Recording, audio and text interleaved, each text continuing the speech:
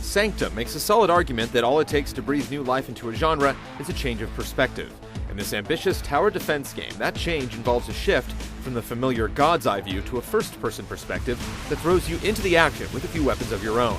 And for the most part, it works, but is Sanctum's daring fusion of tower defense and first-person shooter enough to make it tower over its competition?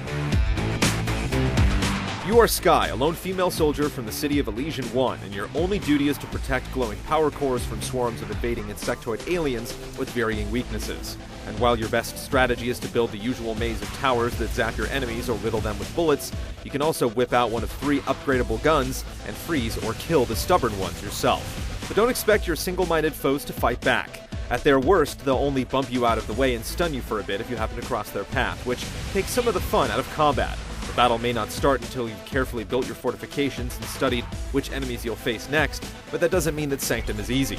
A misplaced tower can spell disaster even on the easiest setting, and the final rounds of Sanctum's long matches are nothing short of intense.